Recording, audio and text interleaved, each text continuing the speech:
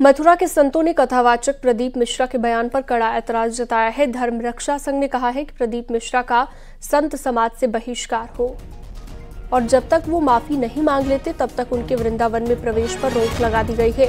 वृंदावन परिक्रमा मार्ग स्थित चैतन्य कुटी में संतों की बैठक में ये फैसला लिया गया। संतों का कहना है कि राधा रानी और ब्रजवासी का अपमान संत समाज बर्दाश्त नहीं करेगा। आपको बता दें, मध्य प्रदेश के कथावाचक प्रदीप मिश्रा पर ब्रजवासियों को धेनुकासुर कहने का आरोप है। इससे पहले उन्होंने राधा रानी पर भी विवादित टिप्पणी की थी और कहा था कि राधा रानी बरसाना की रहने वाली नहीं थी।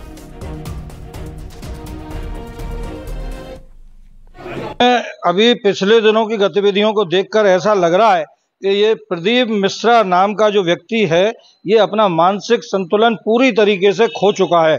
सबसे पहले तो इसने गलती की कि हमारे ब्रज की जो आराध्या है, ब्रजवासियों की नहीं बल्कि संपूर्ण सनातन समाज की आराध्या हमारी राधा रानी के विषय में जो कुछ भी अनर्गल टिप्पणियां की थी, वो यहाँ के सभी संत समाज और ब्रजवासियों के बर्दाश्त के बाहर थी।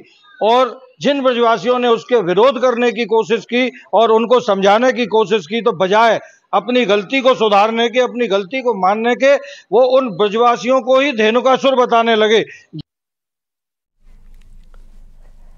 नोएडा से बड़ी खबर है। थाना AHTU यानी कि एंटी ह्यूमन ट्रैफिकिंग यूनिट ने बाल श्रम उन्मूलन अभियान चलाया है।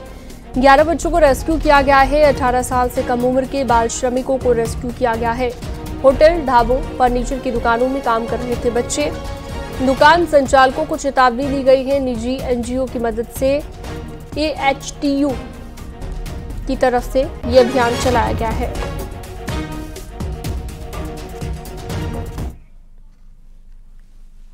कानपुर से अगली खबर। ब्रिटिश इंडिया कंपनी के पूर्व अधिकारियों का खेल। पूर्व अधिकारियों ने वेतन वितरण में खेल किया है, यानी कि फर्जीवाड़ा किया है। 23 लाख रुपए का फर्जी लेन देन यहां पर पाया गया है।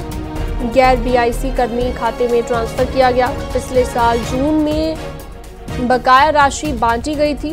ऑडिट में पकड़ी गई है गड़बड़ी। मामले के लिए एक टीम गठित कर दी गई है।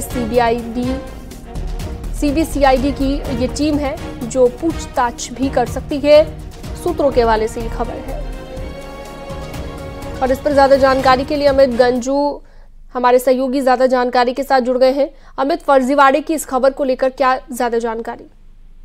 देखिए, मैं आपको बताना चाहूंगा, ये पूरा मामला कानपुर के ब्रिटिश इंडिया कंपनी का है, जहां कर्मचारियों को वेतन नहीं मिल रहा था, जिसके बाद भारतीय जनता पार्टी के तत्कालीन सांसद ने इसकी पैरवी की और उन कर्मचारियों के पेमेंट को रिलीज कराया गया, जिसमें 1,28,00,000 रुपए का बताया जा रहा था। ऐसे में 23,70,000 रुपया उन कर्मचारियों के खाते में डाल दिया गया। वहां के अधिकारियों के मिली भगत थे, जिन्होंने ना तो कभी अपनी सेवाएं दी और ना उनका कोई इस BIC से मतलब था। फिर ऑडिट कराया गया, गोपनीय जांच कराई गई, जिसके बाद गोपनीय जांच के आधार पर ये चीजें प्रकाश में आई कि अधिकारियों की लापरवाही से ये सब हुआ है, जिसकी रिपोर्ट CMD को पेश की गई। CMD यानी जो इसके CMD थे इस ब्रिटिश इंडिया कंपनी के, और ऐसे मामले में 23 लाख आखिर किनके अकाउंट में गया, उनसे रिकवरी कैसे हो। CBCID को इसकी जांच दी गई। जो हमारे सूत्र बताते हैं, CBCID के अधिकारी आज कानपुर पहुंचेंगे और इसका पूरा जायजा लेंगे, इसके पूरे कागजों को देखेंगे, लोगों के अकाउंट्स को चेक करेंगे। यानी आने वाले समय में उन लोगों के लिए बड़ा टफ टाइम या कठिनाई भरा समय होगा जिन लोगों ने इस पैसे की हेरफेर की, क्योंकि ये 23 लाख कोई छोटा अमाउंट नहीं है। ऐसे में कर्मचारी नेताओं में भी आक्रोश। उनका कहना है सेवानिवृत्त कर्मचारियों को कई महीने से पैसा नहीं मिला और ऐसे में अधिकारियों की साठगांठ से ये पैसा किस तरह बैंक में ट्रांसफर हुआ। जी ठीक है, बहुत शुक्रिया तमाम जानकारी के लिए आपका। लखनऊ के अकबरपुर में अवैध निर्माण के खिलाफ बुलडोजर एक्शन चौथे दिन भी जारी रहा। इस अभियान में कुल 312 अवैध निर्माण गिराए गए। बुधवार को 162 और इस पर अब राजनीति भी शुरू हो गई है। असदुद्दीन ओवैसी ने योगी सरकार पर गंभीर आरोप लगाए।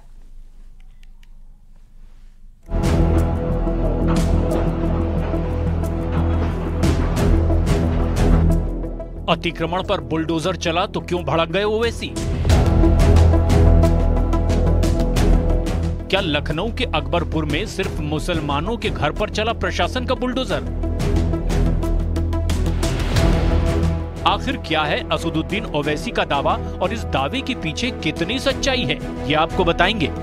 लेकिन उससे पहले आपको लेकर चलते हैं यूपी की राजधानी लखनऊ का अकबरपुर इलाका, जहां 3 दिन से प्रशासन का बुलडोजर चल रहा है।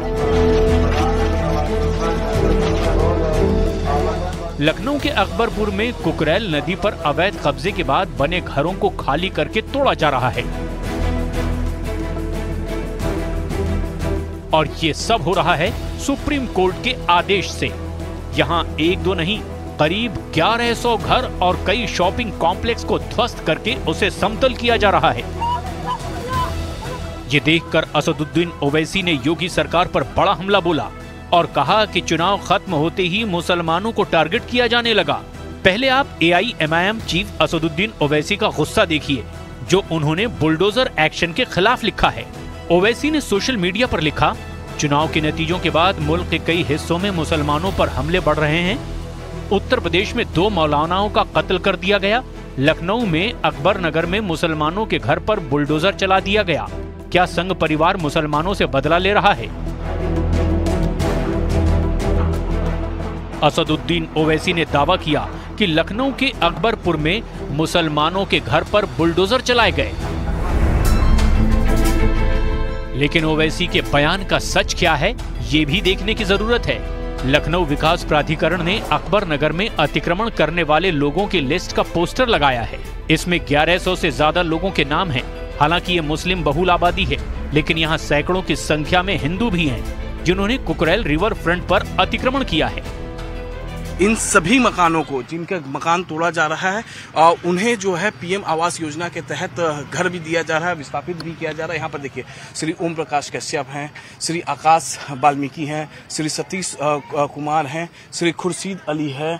तो इस तरीके से नाम है यहाँ पर, आप देख सकते हैं। मुसलमानों पर जुल्म की बात करते ओवैसी ये भूल गए कि जिन लोगों के घर तोड़े जा रहे हैं, उन्हें बिना आसरे के छोड़ा नहीं जा रहा। अतिक्रमण ध्वस्त करने से पहले लोगों के लिए यहाँ विशेष कैंप लगाया गया है, जहाँ उन्हें प्रधानमंत्री आवास के नए घर भी दिए जा रहे हैं।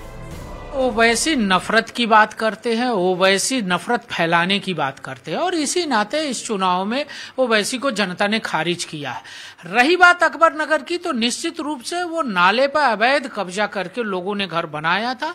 सरकार ने उनको विस्थापित करने से पहले उनको मकान दिया है, उनके निवास का व्यवस्थित प्रबंध किया है, और फिर अवैध कब्जा हटाया जा रहा है।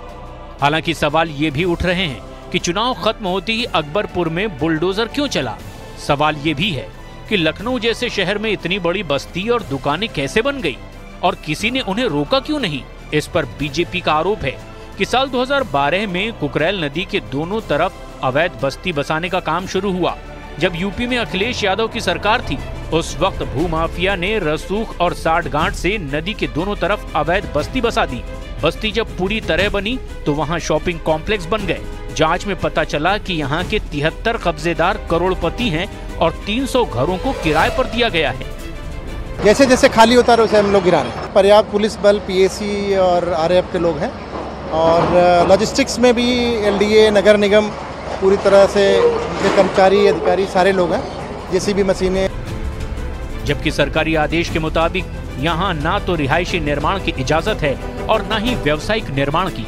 योगी सरकार में कुकरेल नदी के इलाके में रिवर फ्रंट का प्रपोजल पास हुआ, लेकिन अतिक्रमण को हटाने की कार्रवाई का लोगों ने विरोध शुरू कर दिया।